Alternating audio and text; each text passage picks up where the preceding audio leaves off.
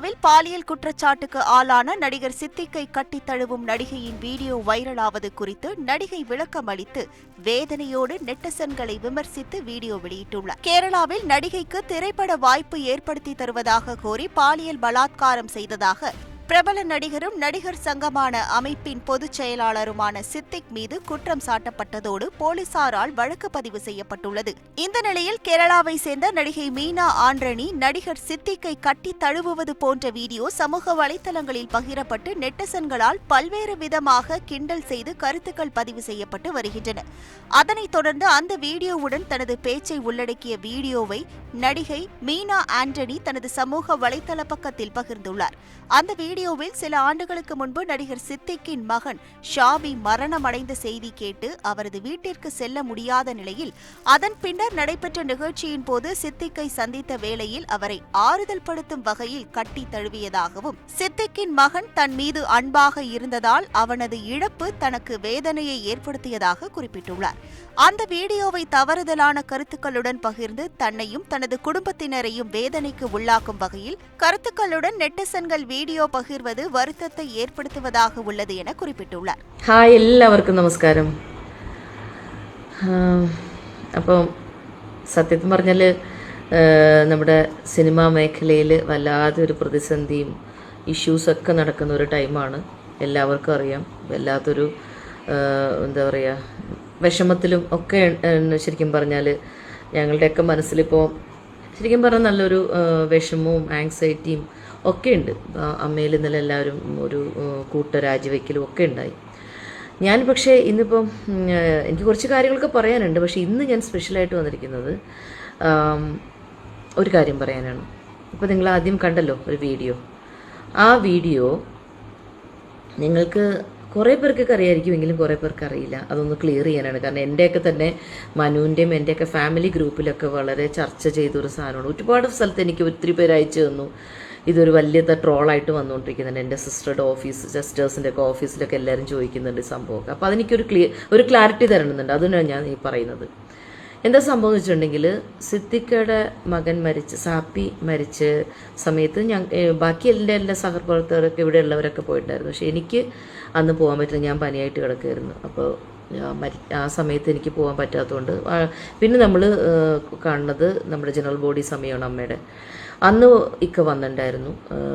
നമ്മുടെ തിരഞ്ഞെടുപ്പും കാര്യങ്ങളൊക്കെ ആയിരുന്നു. അതിൻ്റെ ഇടയ്ക്ക് പുള്ളി താഴേക്ക് ഇറങ്ങി വന്നപ്പോൾ ഞാൻ നേരിട്ട് ചെന്നിട്ട് പുള്ളിയെടുത്ത് സംസാരിച്ച ഒരു വിഷ്വലാണ് ആ കാണുന്നത്.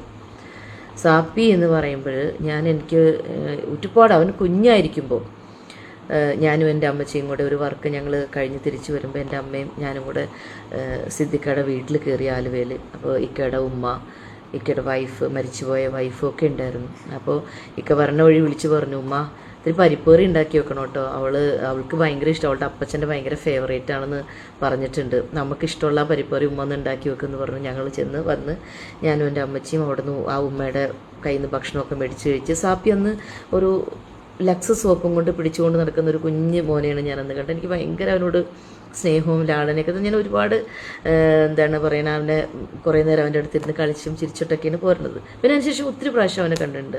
ഈ അടുത്ത കാലത്ത് ഞാൻ ഇവിടെ വെച്ചിട്ടും കണ്ടു. അപ്പോൾ ഞാൻ പെട്ടെന്ന് ഇങ്ങനെ ഞാനും മനുവും കൂടെ വണ്ടിക്ക് പോകുന്ന വഴിക്ക് ഞാൻ അവിടെ ഒബ്രോൺ മോൻ്റെ അടുത്ത് അവനും എൻ്റെ ബ്രദറും കൈ പിടിച്ച് പോകുന്നുണ്ട്. അപ്പോൾ ഞാൻ താഴ്ത്തിയിട്ട് ഞാൻ വിളിച്ചു, സാപ്പി മോനെന്ന് വിളിച്ചപ്പോഴേക്കും അവൻ പറഞ്ഞു കൊടുത്തേ ബീനാൻറ്റി എന്ന് പറഞ്ഞപ്പോഴേക്കും അവൻ അവിടെ നിന്നിട്ട് ഇങ്ങനെ കാണിച്ചു. ഞാൻ പറഞ്ഞു മോനെ ഇങ്ങനെയൊക്കെ പറഞ്ഞ് ഓക്കെ എന്നും പറഞ്ഞിട്ട് ഞാൻ പോയി. അതാണ് ഞാൻ അവരെ ലാസ്റ്റ് കാണുന്നത്. അതിനുശേഷം അവൻ മരിച്ചു എന്ന് പറഞ്ഞു. എനിക്ക് ഭയങ്കര സങ്കടം തോന്നി. കാരണം നമുക്ക് മരണം എന്ന് പറയുന്നത്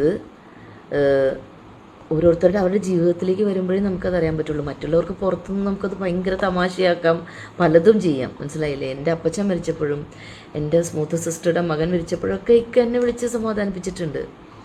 അതൊക്കെ നമ്മൾ എന്താ പറയുക, നമ്മളോടുള്ള ഒരു എന്താ പറയുക, ഒരു സഹോദരി എന്ന നിലയിൽ, ഒരു കുടുംബത്തിലൊരു അംഗം എന്ന നിലയിൽ ഞാൻ എന്നെ കാണുന്നതുകൊണ്ടാണ്. അല്ലാതെ എല്ലാവരും ഇപ്പം ഇക്കയുടെ പേരിലൊരു ഇത് വന്നു, ഞാൻ സമ്മതിക്കുന്നു.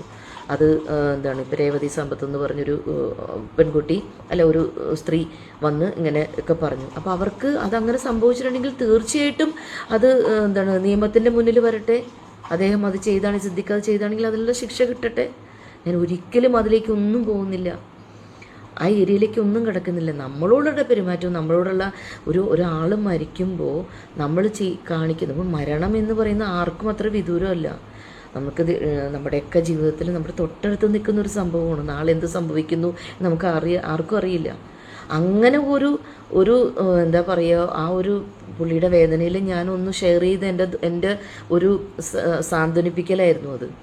അതിനിട്ട ക്യാപ്ഷൻ ഇട്ട് വലിയ സംഭവമാക്കി തമാശയാക്കി എന്താണ് വിരമിക്കുന്ന സിദ്ദിഖിന് നടിമാർ നേരത്തെ കൊടുക്കുന്ന യാത്രയയപ്പ് കരയുന്ന സിദ്ദിഖ് എന്നൊക്കെ പറഞ്ഞ് ഒരുപാട് സങ്കടം തോന്നി. അപ്പോൾ അറിയാത്തവർ പ്രേക്ഷകർ ഒന്ന് അറിയണം, ഇതാണ് സംഭവം. ഇതിനെയാണ് ഇങ്ങനെ വളച്ചു കെട്ടി ഈ ഒരു ട്രോളാക്കി എല്ലാവരും ഭയങ്കര എൻജോയ് ചെയ്യുന്നത്. അപ്പോൾ എനിക്ക് ഒരുപാട് സങ്കടം തോന്നിയത് കൊണ്ട് മാത്രം ഞാനതൊന്ന് ഇവിടെ പറഞ്ഞു എന്ന് മാത്രം. ഓക്കെ, എനിക്ക് ഒത്തിരി കാര്യങ്ങൾ പറയാനുണ്ട്. ഞാനൊരു ചാനലിൽ എന്തായാലും ഞാൻ സംസാരിക്കും, ഞാനൊരു പത്രത്തിൽ സംസാരിച്ചിട്ടുണ്ട്, എനിക്ക് പറയാനുള്ള കാര്യങ്ങൾ. എന്തായാലും ഇതെൻ്റെ എനിക്ക് പറഞ്ഞേ പറ്റൂ എന്നുള്ളൊരു സിറ്റുവേഷനിൽ ഞാൻ പറഞ്ഞതാണ്. പിന്നെ എല്ലാം നല്ലതിനെന്ന് വിശ്വസിക്കുന്നു. ഇപ്പോൾ WCC എന്താ പറയുക, ഇങ്ങോട്ടേക്ക് അമ്മയിലേക്ക് തിരിച്ചു വരുന്നു എന്നൊക്കെ പറഞ്ഞു. എനിക്ക് ഒത്തിരി സന്തോഷത്തോടെ ആ ഇത് ഞാൻ എന്താണ് കേൾക്കുകയാണ്. എനിക്ക് ഒത്തിരി സന്തോഷം തോന്നുകയാണ്. അവരൊക്കെ തിരിച്ചു വരട്ടെ. ഇനി ഏറ്റവും ഞാൻ പറയുന്നത്, ആർക്കും ഒരു ഒരു കറ തീർത്ത ഒരു സംഘടനയായിട്ട്, വളരെ സുതാര്യമായ ഏറ്റവും ബ്യൂട്ടിഫുള്ളായിട്ടുള്ള ഒരു സംഘടനയായിട്ട് അമ്മ വരണമെന്നും ആത്മാർത്ഥമായിട്ട് ആഗ്രഹിക്കുന്ന എത്രയും പെട്ടെന്ന് എല്ലാ പ്രശ്നങ്ങളും സോൾവ് ആവട്ടെ.